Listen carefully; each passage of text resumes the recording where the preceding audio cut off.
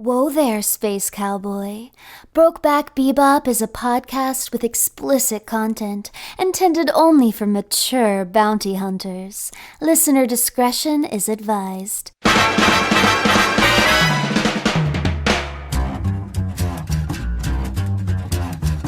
Listen to all 40 steamy sessions of the show right now by supporting Brokeback Bebop at patreon.com/can'tdisappointpodcast. I think it's time to blow this scene. Get everybody in the stuff together. Okay. 3, 2, 1. Let's jam, man.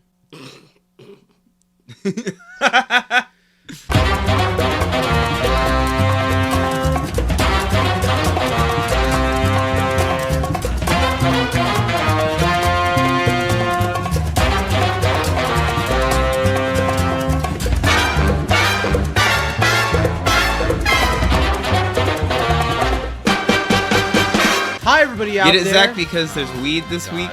It's You Can't Disappoint a Podcast adjacent. There's weed everywhere. Yeah. Hi, everybody out there. Welcome to Brokeback Bebop, your favorite half-hour Cowboy Bebop podcast hosted by a guy who has never seen it and isn't sure if he likes it or not yet. I'm Zach. And I'm Steven. And I'm mostly kidding. I do think I've gotten to the point where I like it, but I sure bet that there aren't any other Cowboy Bebop podcasts hosted by people in a similar situation, you know? Yeah. I don't think any Cowboy Bebop specific podcasts. Not that I know. If you're out there, I've looked it up. There's a few. There's a few Cowboy Bebop podcasts that are just like ours. Oh, yeah. Stars. They're just like like us. They're interracial. They're hypersexual. See, that's what we normally have going for us. Yeah. Yeah. Well, hi. How you doing, man? I'm good, buddy. How are you? I'm excited to talk about this episode. Yeah. These are the episodes that I like Life's a lot. solid. That's good. Yeah. Mm-hmm. How about you? How are things in the Zachosphere? Well, last time we did one of these, I was a sick little boy, and I don't feel sick anymore. So that's honestly insane. It's nuts how when you're sick, you have those moments where you're like, I've been a fool. I've never appreciated the feeling of being well. And now that I'm well again, I'm like, wow, it's so good to breathe. It's so good to feel. I saw a couple movies. The new Chippendale Rescue Rangers. And it was really cute. I enjoyed it quite a bit. It's a lot like Who Framed Roger Rabbit in that it's only kind of a Chippendale movie. It's mostly like a live-action animated hybrid love letter to animated properties. And the coolest thing about it is that it's a Disney film, but there are tons and tons of cameos from properties that Disney doesn't own, which is crazy. I was watching a video of them talking about like how they could use Ugly Sonic. I know, and that's just okay. So Ugly Sonic, I'll say this and then we'll move on. Ugly Sonic. So it's from the original trailer of the Sonic the Hedgehog movie when Sonic was really ugly and had human teeth, and the internet went mad, and they fixed it, which was great of the filmmakers that they fixed it. Now the ugly version is a character in this new Chippendale movie. And it's nuts in a lot of ways because if Sega and those people greenlit it, that means that they're allowing them to make that joke about their fuck up. Or if they've like tweaked it just enough to where it's not copyrighted. Well, let me tell you exactly why they can nuts. use it, Zach. They do not have permission from Sega or from Paramount, whoever owns the rights to the movie. Because of course they don't, only refer to it as Ugly Sonic. Yeah. It's not Sonic they the only Hedgehog. call it Ugly Sonic. Yeah, and it's like it is the character Ugly Sonic, and so they don't have to pay shit. It's nuts. And every time the director gets asked about it, he's like, ask the lawyers, because like if he says anything that makes them think that it's Sonic, then they're liable to get sued. That was what I was thinking. They have to buy into it being Ugly Sonic. The lawyers on this movie are fucking incredible because that's one of the most prominent ones that we're seeing, but the movie is stuffed with stuff like that, and the fact that they're getting away with all of this, they must have the best lawyers in the world. I mean, it's Disney, so of course they have the best lawyers in the world. But it was a really fun movie. No, I probably will watch it the next couple days. You should. It's worth it. You should. Well, let's talk about what we're here to talk about and open up the conversation. Are you a chessman? Do you know how to play chess? Are you good at playing chess? I was in chess club in school. Of course you were. Yeah, I love chess. I'm pretty good. I've never actually tried to play chess. I've never even tried to learn chess. But I like the idea of the strategy behind it. But being so far removed from it, I feel like it's too late for me. It's not. Never too late. You better download that free or that 99-cent chess game to your computer and get good. We can do a chess game. We can do like Zach gets good at chess and like what they all do. I can be your Mr. Miyagi. Which ones are allowed to storm the castle gates and which aren't. I just don't get it. Chess is great. Super fun. I'm a big chess fan. You at the Anderson Public Library never played with the giant chess pieces? I probably did, but I was a little kid trying to fuck them or something. I didn't know how to chess with them. No, Ron. What is he doing? He's going to sacrifice himself. Yeah, they didn't have to do that. I was always the kid that was like, do they have checkers? I know checkers. Checkers is great. Chess is really similar to checkers. It just has more rules. Well, let's talk about Cowboy Bebop. What do you say? We're talking about let's do it. Session 14 of Cowboy Bebop. This episode is called Bohemian Rhapsody. No idea why it's called that. I don't think that has anything to do with much of anything.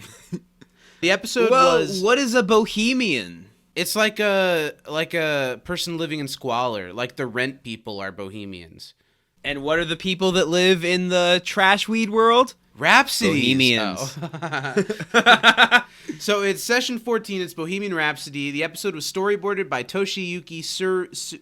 Tsuru. Yeah. It was directed by Hirokazu Yamada, and it was written by Dai Sato. D-A-I. Yeah. Or would that be three? I don't know.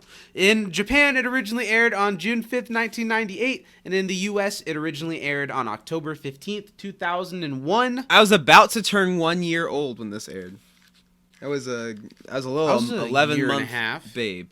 Yeah, you're a young boy. I always forget that. I'm a young boy. Were you always like one of the youngest in your class? Because I was pretty young in my class. I was always the youngest, yeah. I only have 2 trivia questions for you. I wrote down some really easy ones. I've got 3. All right, go ahead. One of them is chess related, so we'll see how this goes. Which pieces were gained from the thugs that the crew captured? No idea. They have a cross on the top. Are those bishops? I see why you'd think that, but the bishop is the one with the knight's helmet on. Okay. So what is it? And the knight is the horse, and the rook is the castle. So what is it? The king. That's the king? That's the king. Yeah, I didn't know that. Okay.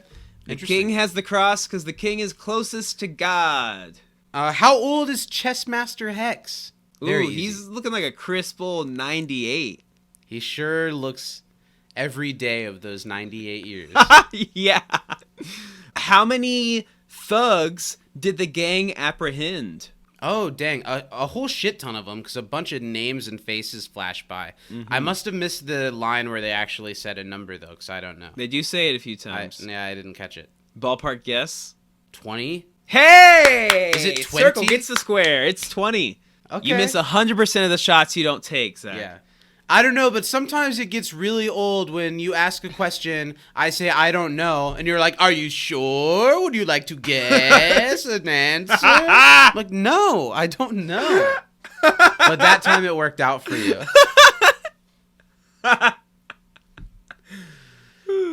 It's your turn to host the show, buddy. I'm done. I'm done. Oh, you're done? That's it. Do your best Jonathan bye-bye impression. I almost did it. I don't know the episode as well as you do. Does he say bye-bye really weird at the end? He says it like when he like pops into like the thingy to talk to them, and he's like, "Oh, I'm here before you. I tracked your signal." Before he like gets off the comms and shoots at them, he says bye-bye. It's really funny.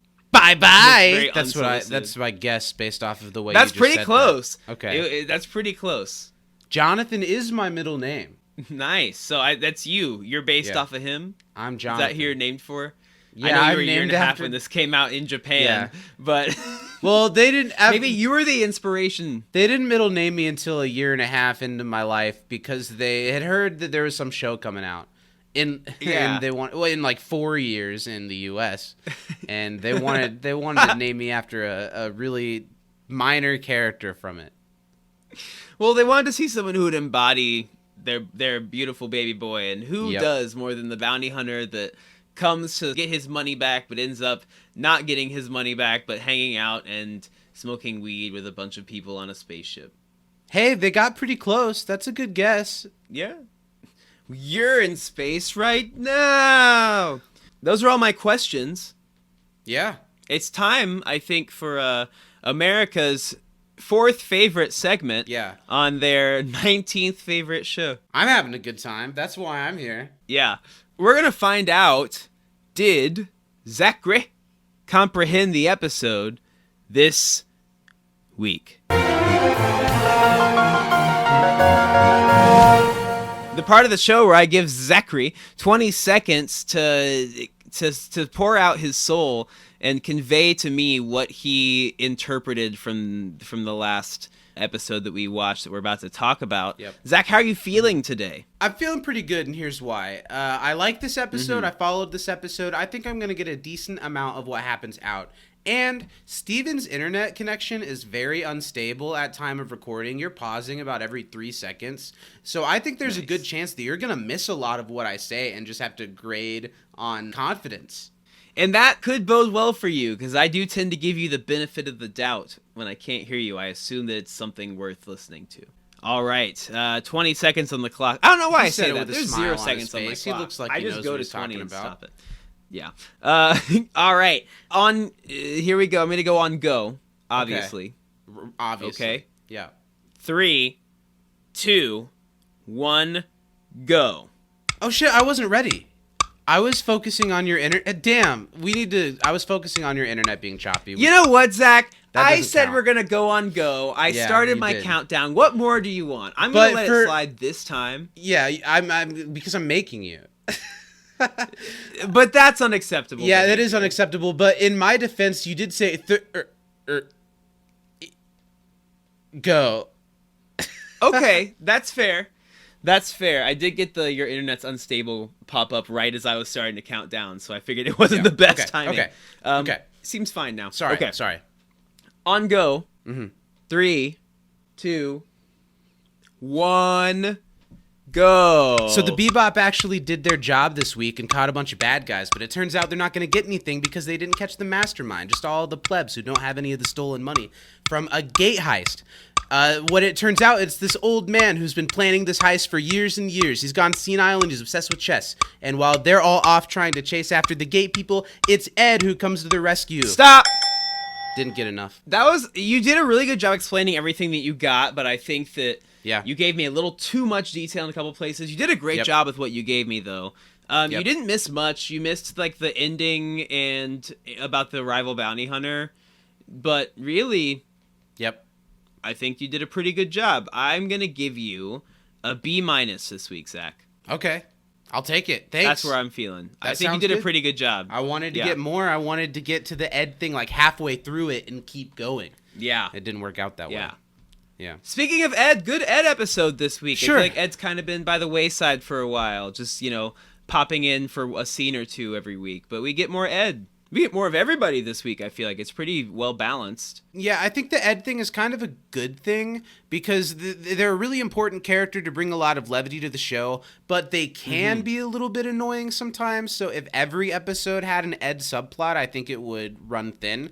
And since we haven't had that in a few weeks, like really a while, because Ed was barely a part of the two-parter, it felt right. Like, sure, it's if you are annoyed by Ed, there is stuff in this episode that will annoy you.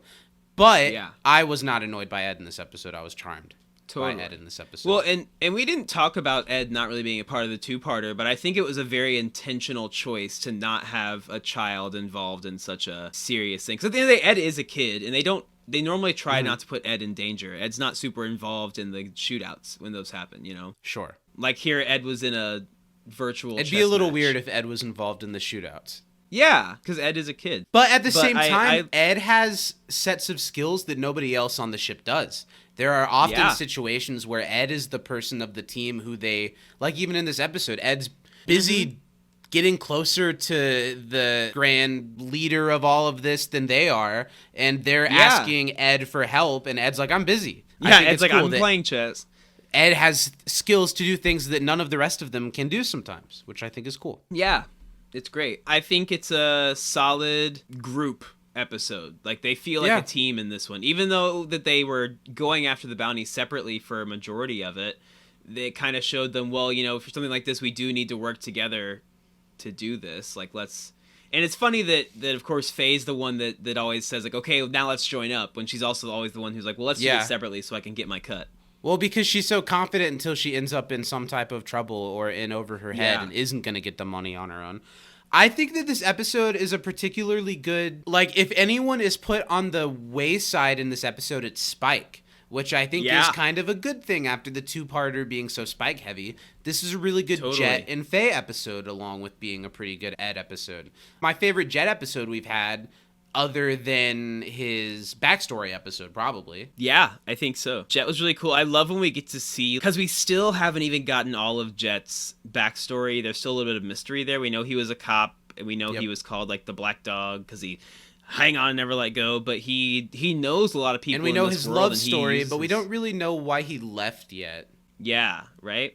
And I like that we get to see Jet back in, like, detective mode almost, where he's like, you know what, they know what the hell's going on, let me go right to him and be like, hey, I just want you to know that I know what's happening. Yeah, and that is where I get a little bit lost in the episode, because it's the Hex guy is the one who's pulling all the strings. Is Jet wrong in accusing those people, or is it that they are doing some shady shit? They do some shady shit, because they are like, you need to stop sniffing around here. Yeah, but they don't exactly know what's going on either. Exactly. He doesn't want them digging into their company. Yeah, I don't think that they know that it's the chess guy. Yeah, because that backstory is interesting. The scene where Jet tells everybody what's going on, that this guy's really old and he was a really ingenious programmer from the time he was very young, and he helped design the gate system that helps the travel in space. Well, let's talk about the gate system for a second, because that's the one really important thing to take away from this episode. Okay. If you remember from earlier in the series, when they go to Earth, they talk about a gate incident that killed a lot of people on Earth and caused a lot of people to not live on Earth anymore. I don't remember that. But I know that's how Earth is now, but I forgot that was the reason why. And that's because they didn't listen to Chessmaster Hex when he told them there were defects in the early designs. Yeah. And so that's why the Earth ones fucked up and a bunch of people died. And so he would have prevented all of that if he had stayed on. So that's probably another reason why he harbored so much resentment toward them, because it could have been prevented. So this corporation is shady, but... Yeah. It's an interesting angle because... The chess master is poised as like the villain of the week, the bounty of the week, and that's not the case at all. This is one of those episodes that like maybe the bad guy is the good guy and the government is the bad guy, which I'm sure is something we're going to lead to maybe in this second half of the show. Which, another thing I want to talk about with the creators of this show, this episode is pretty on the nose with a lot of their beliefs and thoughts, with exactly what you said, that sometimes the bad guy isn't the bad guy, the government's the bad guy. Less so now, with the theme but of the show, still, because our heroes are bounty hunters. They're bounty hunters. They're always on the edge of what's right and wrong, good and bad, you know. But marijuana is a thing that's not legal in Japan at all. Very and not it's not legal. Something that's it's very not legal. And this show has already had some things that, you know, are a lot more progressive thinking than a lot of traditional, like, Japanese thinking is. But the weed is a big one.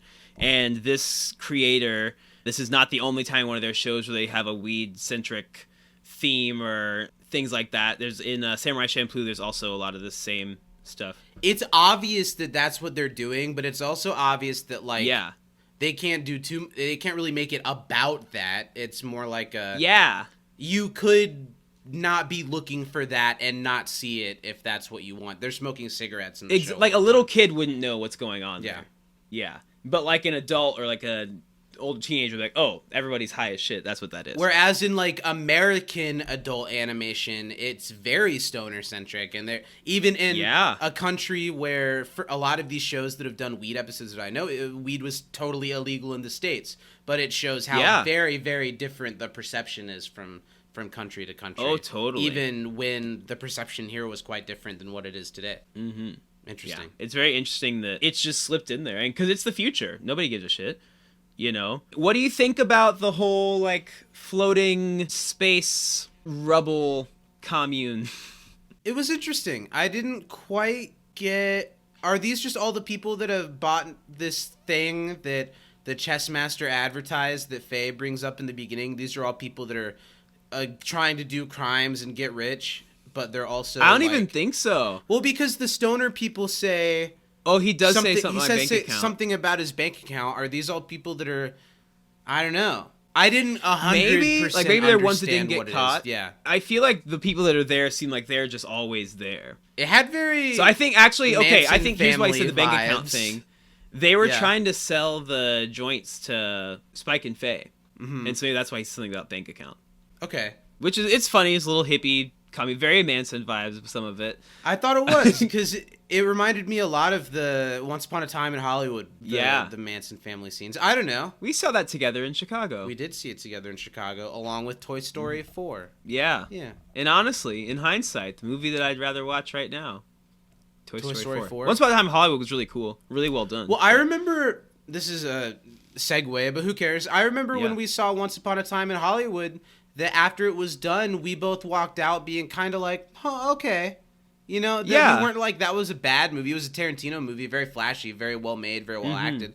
But I think we left not feeling fulfilled by the experience that was presented to us. Totally. But that's always the other movie I saw this week was the Bob's Burgers movie, and I'm kind of having a similar thing with that. Yeah, what did you think?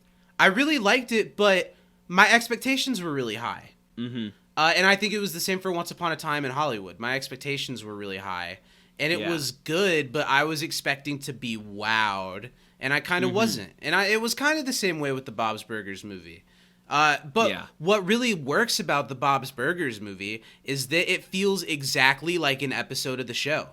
Other than like animation style and length, the scope is the same. It feels like an extended episode of the show in ways that really work, and also made me feel like they're better episodes of the show. But I don't know. But I did really like it. I gave it a 3.5 out of 5, so it's like a 7. Well, and that's how I know my expectations were really high, because normally I'd see that score from you and I'd be like, okay, that's pretty good. But that I was like, oh, I wonder why it only got 3.5. You know, so which is a good score. That's what Lily said, and I'm seeing it again tonight. It could maybe bump up to a 4, but there were like sections of the film that I was happy to be watching, but that I wasn't like laughing like I wanted to be I don't want to say anything bad about it, because 2D animation on the big screen like that was beautiful. I don't know. We can maybe talk more about that later. Let's get back into Cowboy Bebop. Is there anything else from this episode? So I have some important things that I wrote down. The biggest thing is the gate stuff. I want to talk a little about the music. Yeah, there's some good music the like trombone song, the bum ba-dum ba-dum. That one's really cool. There's a lot of different like little mini jazz sections. I think the highlight is probably though the song that plays when Spike and Faye are like flying to like Weed World, and like the like song that's playing through that whole section is pretty cool, because it has like some more like rhythmic percussion on like the bongos and like things like that, but it also has like some cool like more American like jazz licks going on, which is super like a really cool combination. It sounds Afro-Cuban, but it's not, which is kind of cool. So that's a neat little thing they had going on there to convey like a little bit of Rasta vibes, but also it's space bounty hunters. And they somehow fused that in a really cool way. And then Weed World. That's what I got. Weed World. Those are kind of all the important things. Yeah.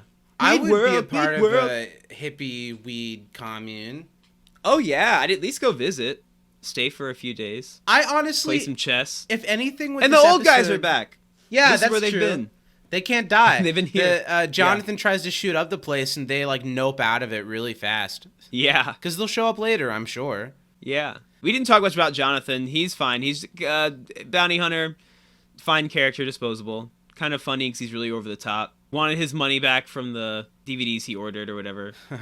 What I wanted to mention, I wish this episode would have gone a little more in depth with the chess master character. I'm interested in if he's like old and senile now. What are people getting out of him? Are there people that are trying to use him for nefarious purposes? Who is like what? I would have liked a little bit more. It was kept a little vague. Yeah, and I think it's an interesting like who's situation. distributing these manuals, because someone has to like be running the sure, yes, send this out. Unless it's just all automatic. Why did all of these why did this crime happen at the time that it did? If he's too old to be as involved with it? They did say he planned for it to happen 50 years in the advance. future. Okay, that's true. There was like a scheduled maintenance on the thing. Okay, yeah, you're right. I don't know. I just feel like it would have been interesting if there was another character attached to that character that was like using him for something. I don't know. Yeah. Totally agree. What have we not said? What about like Ed and Faye? Maybe a little bit more about Ed. I think Ed was really great this episode, and it shows how smart Ed is. And I really liked all the sequences of the chess game. I liked watching Ed get all excited about it, and I liked watching the old man like crack little smiles and stuff. No, yeah, that was cool. I almost wish we got like maybe like one or two more little chess scenes like between them. I thought all the sound effects were really satisfying. The like little plink whenever they touch the chessboard, I thought was really satisfying. Yeah, that was great. I like the little. I would play like online chess like that. Like I played online chess before, but like the like physical one, that's kind of cool. Yeah, that'd be kind of cool. It Neat little me of Star design. Wars. That'd be fun. Like the totally. What's it called in Star Wars? Holo chess. Is it chess? I don't know. Because it's like the little monsters. In the old ones, it's like the little claymation monsters or something. Couldn't you buy that at Disney when we went? Probably. Look, if you say couldn't you buy that at Disney to just about anything, you probably could. Yeah. We gotta kill a couple more minutes. What else are you thinking about this one? Where does this rank in the series for you, as far as like the kind of one-off episodes go? I like this one quite a bit. I always remember it very fondly. It's one that I feel like I have pretty well ingrained in my memory. I think it having the connection to the gate system, as you're making me see a little more clearly, it makes it one of those one-off episodes that you could watch and forget probably, but that also if you wanted to look for world building or look for hints of things going on, I think it ranks higher than some of the other similar episodes that I've liked because it does offer some new interesting information about the world and the characters and the rules. I thought it was cool. Yeah, I think as far as the less grand episodes go, this one's definitely towards the top of my list in that one. In terms of like the whole show, it's definitely in the top half for me. Like it's one like if I'm gonna like, but I feel like you've said 10 that episodes to watch. Just about every episode except for the Fridge Blob episode. You've said it's in the top half. Well, it's a big half, Zach. We're only halfway through the show. When maybe we the rest get of it's shit. to the end of the show, maybe before we move on to the movie and the live action, we should do some type of ranking of the episodes or something. Because I'm starting to get interested in like, well, what is your top half of episodes? Mm-hmm. Yeah, I know. Because I like them all a lot, but there's some that I really like a lot. All right, well, let's put someone in that captain's seat. Yeah, who's in your captain's chair this week? There's a lot of good stuff going on in this episode. I could probably give some honorable mentions to characters like Jet and the chess master himself, but it's a really good Ed episode. It shows how Ed, I've said it a couple times, how Ed is overlooked by the other people sometimes and how important and integral they really are to cracking some of these cases sometimes. Yeah. I want to give an honorable mention to Jonathan for having that that fat stogie at the end of the episode. I think it was huge. That's terrifying. That would kill a man. Well, Lily said, is that a big blunt? I kind of thought maybe his was just a cigar. It sure is a big blunt for sure. Oh, yeah. Nice. That's why he was so happy. But mine goes to Ed, too. I think it's a great Ed episode. Does really well. Important, integral. Ed was just being Ed, and it saved the day, like always. Well, before we wrap up and say goodbye, do you know anything about what the next episode is? Are you excited for the next one? Is it a good one? Next week's is... Which one is next week's? I'm looking it up. Next week is My Funny Valentine. The next week is a great Faye episode, meets an important man from her past. And the source we of finally her get massive Faye debt backstory. is revealed. That's interesting. Okay. Yeah, I think the second half of the show definitely is a lot more Faye backstory centric. Which is cool. Good, Faye, because we haven't gotten much of that, and she's often the character that I like the least. And maybe it's because we don't know her motivation. Yeah. Well, let's wrap it up this week. Thanks, everyone, for listening. We'll be back next week to cover the next episode of Cowboy Bebop. We'll be here keeping it as Brokeback as ever. Steven, do you have anything left to say for the fans out there? You know, be careful who you're talking to on the internet, because it could be an old man about to die, or it could be and a strange bounty hunter friend from high school that Jonathan. you end up stuck talking to for 4 hours every week. Exactly. Well, we love you guys. Have a great week. We'll see you next time. Let's go drift off into that multiverse. I don't know. I still don't really get the show. Bye, guys.